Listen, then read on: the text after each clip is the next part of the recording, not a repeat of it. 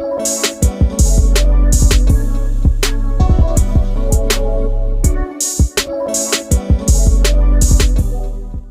वालेकुम students national university of computer emerging sciences जो हमने फास्ट यूनिवर्सिटी के नाम से जानी जाती हैं, पाकिस्तान के एक प्राइवेट सेक्टर की यूनिवर्सिटी हैं जो बीएस के प्रोग्राम्स के लिए साल में एक बार ही एडमिशन ओपन करती हैं और फॉल एडमिशन्स 2022 का भी आगाज़ हो चुका है और आज की इस वीडियो में इसकी कंप्लीट इन्फॉर्मेशन डिस्कस करेंगे। National university of computers and emerging sciences यानी कि फास्ट जो है ये पाकिस्तान की टॉप रैंकिंग यूनिवर्सिटीज़ में से एक है और आईटी के फील्ड में नंबर 1 पर रैंक करती हैं। इसके 5 डिफरेंट शहरों में यानी कि कैंपस हैं, जिस तरह फैसलाबाद, इस्लामाबाद, कराची, लाहौर और पेशावर, और ये तमाम कैंपस जो हैं ये HEC से अप्रूव्ड कैंपस हैं। इनमें ऑफर होने वाले प्रोग्राम्स की डिटेल अगर हम डिस्कस करें तो सबसे पहले BBA का प्रोग्राम जो कि फैसलाबाद, इस्लामाबाद और लाहौर कैंपस में ऑफ़र किया जा रहा है। इसी तरह BS अकाउंटिंग एंड फाइनेंस का प्रोग्राम इस्लामाबाद और सिर्फ लाहौर कैंपस में ऑफ़र किया जा रहा है। BS आर्टिफिशियल इंटेलिजेंस का प्रोग्राम लाहौर कैंपस के अलावा बाकी तमाम कैंपस में ऑफ़र किया जा रहा है। बिजनेस एनालिटिक्स का प्रोग्राम के पेशावर कैंपस के अलावा बाकी तमाम कैंपस में ऑफ़र किया जा रहा है और BS सिविल इंजीनियरिंग का प्रोग्राम सिर्फ लाहौर कैंपस में ऑफ़र किया जा रहा है। BS कंप्यूटर साइंस का प्रोग्राम तमाम कैंपस में ऑफ़र किया जा रहा है। BS साइबर सिक्योरिटी का प्रोग्राम कराची और इस्लामाबाद कैंपस में ऑफ़र किया जा रहा है।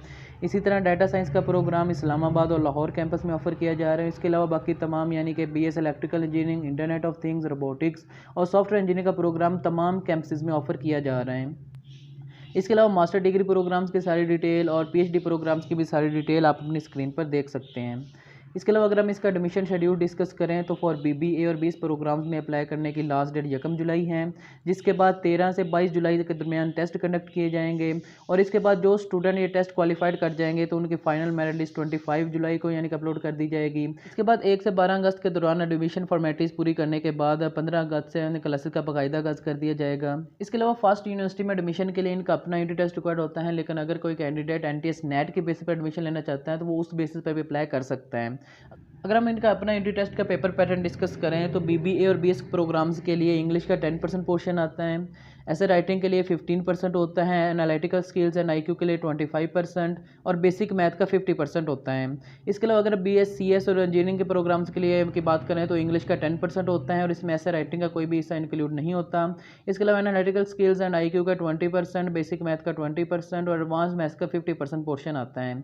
और इसी तरह MBA, MS और MS कंप्यूटिंग के प्रोग्राम्स की डिटेल आप अपनी स्क्रीन पर देख सकते हैं। और यहाँ पर एक और अहम चीज़ मेंशन की गई है कि फास्ट यूनिवर्सिटी का ये जो अपना टेस्ट होता है इसमें नेगेटिव मार्किंग भी होती हैं और इसमें कैलकुलेटर के भी यानी कि ले जाने की परमिशन नहीं होती।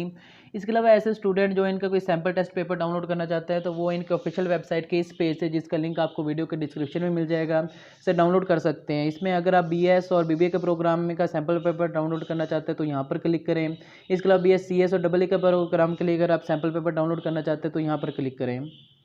इसके अलावा अगर हम इसका फ़ीस स्ट्रक्चर डिस्कस करें तो क्योंकि फास्ट यूनिवर्सिटी एक प्राइवेट सेक्टर की यूनिवर्सिटी है और टॉप रैंकिंग यूनिवर्सिटी है, इसके लिए इसका फ़ीस स्ट्रक्चर काफ़ी ज़्यादा है। इसमें एडमिशन फ़ी 20,000 है, सिक्योरिटी डिपॉजिट फ़ी 20,000 है। इस तरह ट्यूशन फ़ी की सारी डिटेल भी यहाँ पर गिवन है। अगर हम ओवरऑल एनालिसिस करें यानी कि एक स्टूडेंट अगर फास्ट यूनिवर्सिटी में किसी एक प्रोग्राम में एडमिशन लेता है तो उसके पहले सेमेस्टर की जो फ़ी है वो तकरीबन 2 लाख के राउंड अबाउट बनती हैं, क्योंकि सेकंड सेमेस्टर से ऑनवर्ड ये कम हो जाती है क्योंकि इसमें जो एडमिशन फ़ीस होती हैं वो माइनस हो जाती हैं। तो तकरीबन ये कहा जा सकता है कि सेकंड सेमेस्टर से ऑनवर्ड जो फ़ीस है वो 1,70,000 या 1,80,000 के राउंड अबाउट रह जाती हैं। और ऐसे स्टूडेंट जो ये फ़ीस स्ट्रक्चर अफोर्ड नहीं कर सकते तो यूनिवर्सिटी की तरफ से डिफरेंट स्कॉलरशिप्स भी दी जाती हैं, जिसमें सबसे पहली मेरिट स्कॉलरशिप है।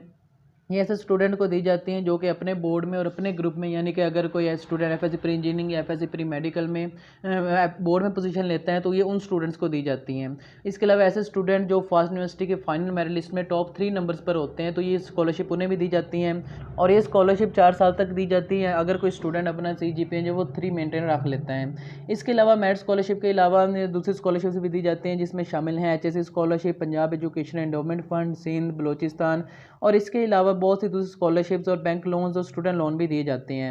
ये जो स्टूडेंट लोन होते हैं ये असल में स्टूडेंट्स को पहले दिए जाते हैं जब वो स्टडी कर रहा होते हैं और जब स्टडी कंप्लीट हो जाती है या जॉब स्टूडेंट्स की हो जाती हैं तो तब ये जो लोन होता है ये वापस करना होता है, यानी कि 4 सालों में ये वापस करना होता है। इसके बाद अगर हम फर्स्ट यूनिवर्सिटी में एडमिशन के लिए इनका एलिजिबिलिटी क्राइटेरिया डिस्कस करें तो फॉर बीएस इंजीनियरिंग, आईओटी और रोबोटिक्स के प्रोग्राम के लिए ज़रूरी है कि कैंडिडेट ने मैट्रिक और एफएससी पर इंजीनियरिंग में एटलीस्ट 60% मार्क्स गेन किए हों। मेरिट फार्मूले में 50% वेटेज मैट्रिक के मार्क्स की होती हैं या फिर एफएससी के मार्क्स की होती हैं, यानी कि ऐसे स्टूडेंट जिन्होंने अपनी एफएससी कंप्लीट कर ली है तो उनके 50% मार्क्स जो वेटेज है वो एफएससी के मार्क्स की होगी और मैट्रिक के मार्क्स की जो वेटेज है वो इंक्लूड नहीं होगी, और बाकी 50% जो वेटेज होती हैं वो एडमिशन टेस्ट की होती हैं। तरह बीएससी कंप्यूटिंग प्रोग्राम्स यानी कि कंप्यूटर साइंस, सॉफ्टवेयर इंजीनियरिंग और इंफॉर्मेशन टेक्नोलॉजी के जो प्रोग्राम्स हैं इनमें अप्लाई करने के लिए ज़रूरी है कि कैंडिडेट ने मैट्रिक में एटलीस्ट 60% मार्क्स गेन किए हैं और एफएससी में एटलीस्ट 50% मार्क्स गेन किए हों, और जो मैथ है वो लाजमी तौर पर पढ़ा हो। अगर कोई ऐसा स्टूडेंट जिसने मैथ नहीं पढ़ा हो तो वो ऐड मैथ करके भी यानी कि यहाँ पर एडमिशन ले सकता है। और मेरिट फार्मूले में 50% वेटेज मैट्रिक या एफएससी के मार्क्स की होती हैं और 50% वेटेज ही एडमिशन टेस्ट की होती हैं। इसके अलावा बीबीए यानी बीएस अकाउंटिंग एंड फाइनेंस या बिजनेस एनालिटिक्स के प्रोग्राम में एडमिशन के लिए ज़रूरी है कि कैंडिडेट ने एटलीस्ट मैट्रिक में 60% मार्क्स गेन किए हों और एफएससी में 50% मार्क्स गेन किए हों। इसके अलावा जो मेरिट फार्मूले में 50% वेटेज मैट्रिक या एफएससी के मार्क्स की होती हैं और 50% वेटेज ही एडमिशन टेस्ट की होती हैं।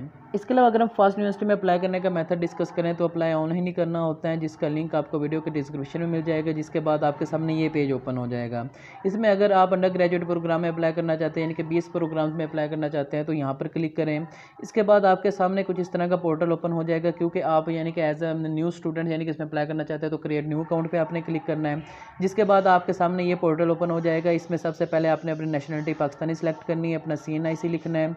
इसके अलावा आपने अपना मोबाइल नंबर और यहाँ पर आपने ईमेल अपना टाइप करना है और वही ईमेल आपने यहाँ पर अपना रीटाइप करना है। इसके बाद पासवर्ड लिखना है और वही जो पासवर्ड है आपने रीटाइप यहाँ पर करना है। इसके बाद आपने किस प्रोग्राम के लिए अप्लाई कर रहे हैं यानी कि आप बैचलर्स के लिए अप्लाई कर रहे हैं तो वो यहाँ से आपने सेलेक्ट कर लेना है। जिसके बाद आपके सामने ये पेज ओपन हो जाएगा और यहाँ पर आपने अपना फुल नेम जो कि CNIC के अकॉर्डिंग होता है वो लिखना है, डेट ऑफ बर्थ लिखनी है, जेंडर सेलेक्ट करना है।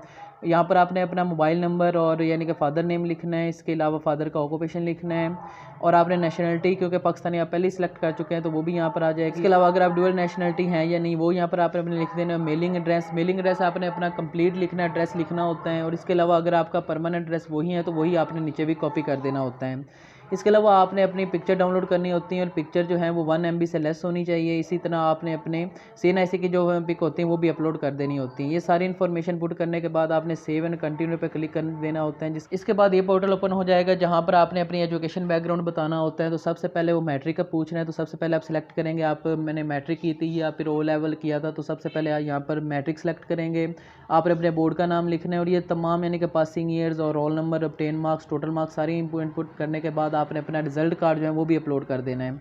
इसके अलावा एफएससी के लिए यहाँ पर 2 ऑप्शन है, यानी कि अगर आपके पास रिजल्ट है या नहीं है, यानी कि ऐसे स्टूडेंट जो भी एफएससी पार्ट 2 में हैं और यानी कि इसी तरह कि उनका भी अब तक एफएससी का रिजल्ट नहीं आया, एफएससी पार्ट 1 का सिर्फ रिजल्ट है, तो वो यहाँ पर नॉट अवेलेबल के तौर पर क्लिक करके भी सेव एंड कंटिन्यू का ऑप्शन कर सकते हैं। और ऐसे स्टूडेंट जिनके पास अभी रिजल्ट कार्ड हैं तो वो डिग्री प्रोग्राम्स और यानी कि सारी जो इन्फॉर्मेशन है वो पुट करने के बाद सेव एंड कंटिन्यू पे क्लिक कर दें। और इसके बाद ये पोर्टल ओपन हो जाएगा जिसमें स्टूडेंट्स अपना सबसे पहले कैंपस सेलेक्ट करेगा कि वो किस कैंपस में अप्लाई करना चाहता है, किस कैंपस में एडमिशन लेना चाहता है, और इसके अलावा वो कोई से 4 प्रोग्राम्स में अप्लाई कर सकता है और उनकी यानी कि प्रायोरिटीज़ दी वो यहाँ से सिलेक्ट की जा सकती हैं। इसके अलावा ऐसे स्टूडेंट जो यानी कि आप टेस्ट टाइप कौन से टेस्ट की बेस पर एडमिशन लेना चाहते हैं, आप एनयू टेस्ट यानी कि जो इनका अपना इंटी टेस्ट होता है उस बेस पर, नेट के बेस पर, या फिर नेट और इनका जो अपना इंटी टेस्ट होता है दोनों की बेस पर एडमिशन लेना चाहते हैं तो वो सारी डिटेल आपने यहाँ पर मेंशन कर देनी है। अगर आप नेट के बेस पर अप्लाई करना चाहते हैं और आपने नेट पहले से दे रखा है तो उसकी सारी इन्फॉर्मेशन आपने यहाँ पर पुट कर देनी है कि वो उसका रोल नंबर क्या था या फिर उसमें यानी कि आपने के मार्क्स कितने, तो वो सारी डिटेल यहाँ पर आपने पुट कर देनी है। इसके अलावा अगर आप UET, NED, ECTA या ईटा यानी कि टेस्ट इनमें से अगर कोई भी टेस्ट दे चुके हैं तो उसकी भी यानी पे क्लिक करने के बाद उसका रोल नंबर आपने यहाँ पर मेंशन कर देना होता है। ये सारा काम करने के बाद आपने सेव एंड कंटिन्यू पे क्लिक कर देना होता है, जिसके बाद आपकी जो प्रोफाइल है वो जनरेट हो जाएगी। और इसके बाद आपने डिस्क्लेमर पर क्लिक करने के बाद सेव एंड कंटिन्यू पे क्लिक कर देना है, जिसके बाद आपकी प्रोफाइल कंप्लीट हो जाएगी और चलान फॉर्म जो है वो जनरेट हो जाएगा। और यहाँ पर क्लिक करने के बाद आप अपना जो चलान फॉर्म है वो डाउनलोड कर सकते हैं और किसी भी फैसल बैंक के किसी भी ब्रांच में आप इसे जमा करवा सकते हैं। इसके अलावा अगर कोई स्टूडेंट ईजी पैसा या जैज़ कैश के थ्रू यानी कि पेमेंट करना चाहता है तो वो भी क्विक प्ले के जरिए कर सकता है। चलान फॉर्म सबमिट कराने के बाद आपकी फ़ीस वेरीफाइड हो जाएगी और इसके बाद आपने अपने टेस्ट की जो डेट है वो सिलेक्ट करनी होती है। इसके बाद आपके अप्लाई करने का जो प्रोसीजर है वो कंप्लीट हो जाएगा। इसके अलावा किसी भी फर्दर इन्फॉर्मेशन के लिए इनके दिए गए नंबर्स पर भी रब्ता कर सकते हैं।